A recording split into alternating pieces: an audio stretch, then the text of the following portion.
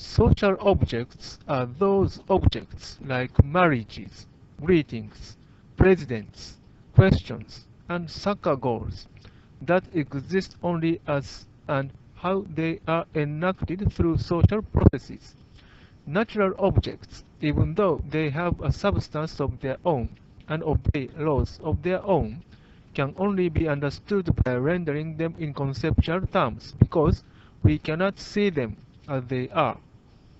While this idea was elaborated by Kant in the 1760s, the point took on new meaning in the early 20th century, in the face of a strong tendency at the time to treat the social understanding of natural objects as the real objects. Alfred North Whitehead coined the phrase the fallacy of misplaced concreteness in the late 1920s to refer to the positivist practice of treating concepts and abstractions as though they accurately represented the concreteness of things. The human experience of objects, he pointed out, is fundamentally limited by concepts, and thus the limits of human knowledge are also conceptual.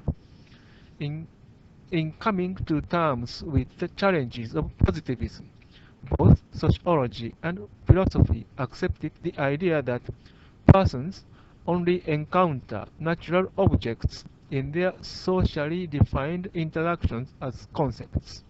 This position places limits on the validity of empirical evidence of all kinds, and sociology, along with other disciplines with an empirical focus, began to rely on conceptual clarity over empirical detail as a solution to positivism.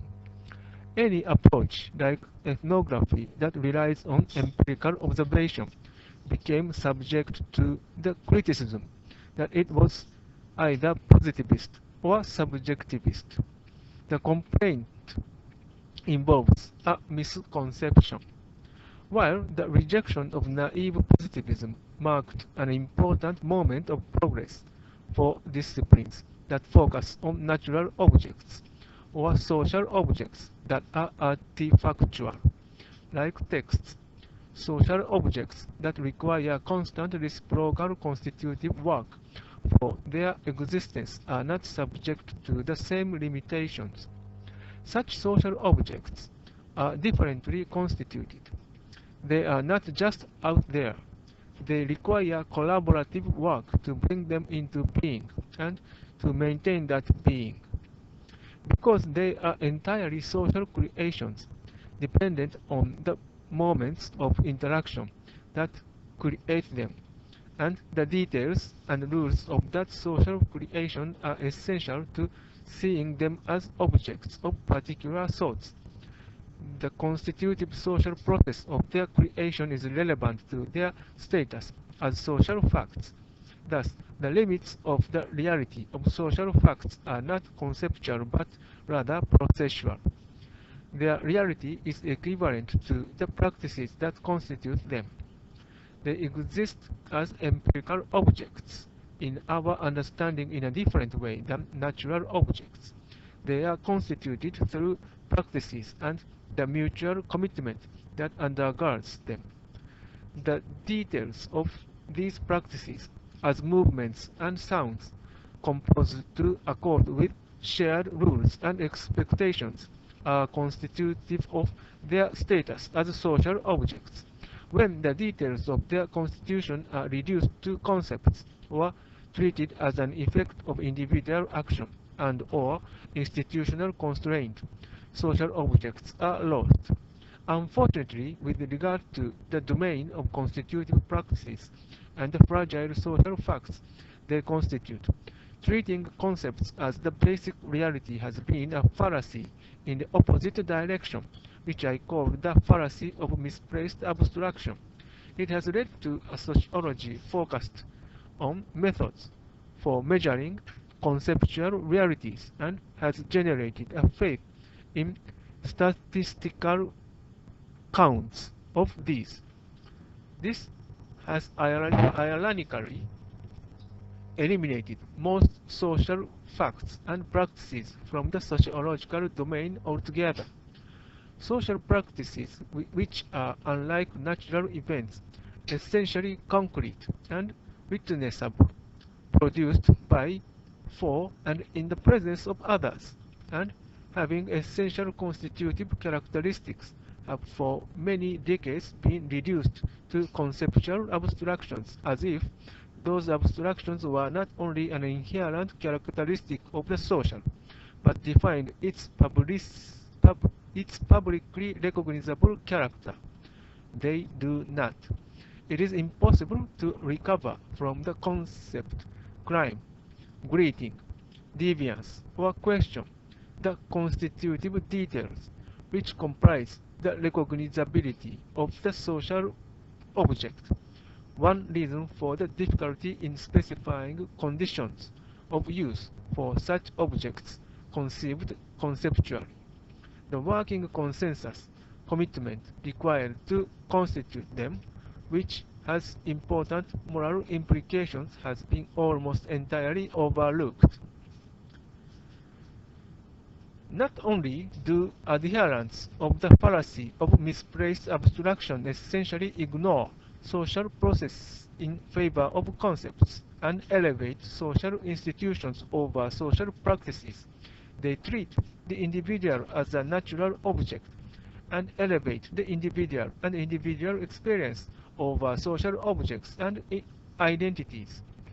Adherents of the macro position refer to studies of constitutive practices as micro, but these studies focus on collective processes, not individual action. It is macro sociologists who study the individual orientation toward institutionally constrained norms and goals, carefully mapping out patterns of individual behavior and referring to their correlations as measures of constraint. A truly micro and individualist approach. This is an ironic reversal of classical sociological arguments. Durkheim and Marx shared a deep appreciation for the collaborative work required to build the ordered sequences of practice that the existence of social objects require. Progress was made in the 19th and early 20th centuries toward treating socially meaningful objects and persons as socially constituted. The classical position was that because they were socially constituted objects, and thus different from natural objects, both ontologically and epistemologically, social facts required their own special mode of study. Durkheim urged that attention be paid to the emergence of a new spontaneous form of social solidarity that would not require external constraint. This type of new self-regulating practice would become particularly prominent in the context of modern professions and sciences. A great undertaking to document social practices got underway under Durkheim's direction in Paris. This progress was interrupted first by World War I, which decimated the populations of young French scholars, and then again by the debate against positivism. A sociology that was not positivist was condemned as though it were. The fact that Durkheim had called his sociology positivist, following Comte's use, did not help in this regard. As a consequence, the study of practices under the direction of Levi-Strauss and later Pierre Bourdieu and others returned to a treatment of practices as conceptual. Almost alone among social thinkers, Garfinkel and Goffman began quite independently in the 1940s project of rescuing constitutive practices from this conceptual reduction and returning sociology to a focus on the details of social objects. Garfinkel focusing on the intelligibility of objects and information, and Goffman on the social constitution of selves, that both have been consistently classified as micro-sociologists is an unfortunate misunderstanding. Individualism is the original problem responsible making social facts appear to be contingent in the first place.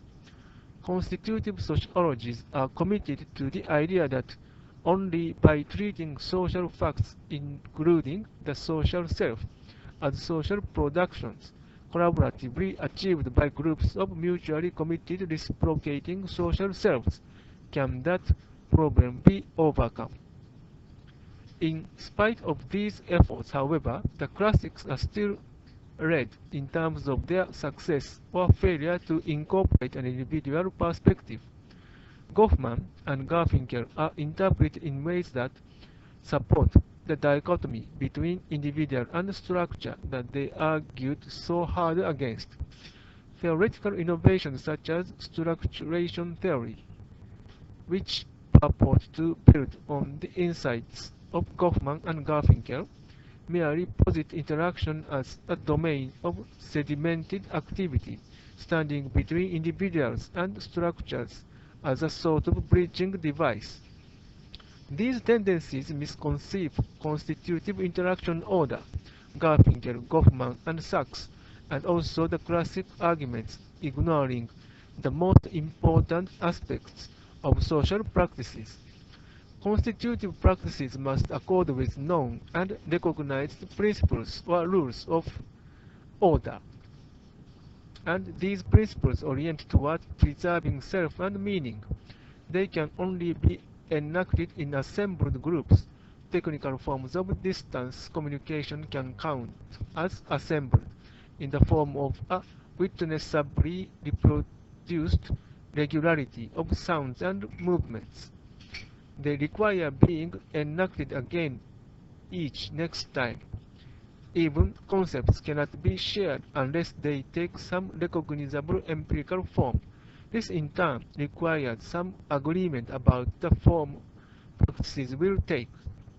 This constitutive agreement with regard to practice has been variously referred to as a working consensus, listening and hearing obligations, the trust conditions for concerted action, and the order involved referred to as an interaction order, a local or situated order, or a constitutive social order. The lived experience of social practices consists of an elaborate kaleidoscope of concrete empirical detail oriented toward this constitutive agreement. It is the agreement and its principled relationship to constant ends, self, and mutual intelligibility that provides for consistency across cases and binds participants together as a collectivity, not a statistically significant aggregation of individual action. The agreement is a working agreement and must be adequate to the details, not to concepts. How the agreement is adequate and how the details are handled in each case is not irrelevant or contingent, as Garfinkel has shown. Small differences can lead to failures of practice, and as Goffman pointed out, the details are closely inspected by participants, not only for coherence with regard to particular constitutive aspects of the agreement, but also for evidence of any participant's commitment to the principle of the working agreement as a whole, the assessment of their moral character. Commitment is essential and closely monitored by all. For Goffman, these details related mainly to self, but as Garfinkel, Sachs, and others have shown, the agreement is also required to support the details of sequences as they relate to communication, information, objects, and other practices of work, etc. The constitutive agreement or working consensus, the need for the agreement, and the mutual commitment to the detailed social practices required to sustain it are essential to understanding social order. They explain the consistency of the interaction order. Social institutions, by contrast, are not based on constitutive agreements, They are an entirely different form of social order, working backward rather than forward, and consequently relying heavily on accounts and justifications for an appearance of consistency.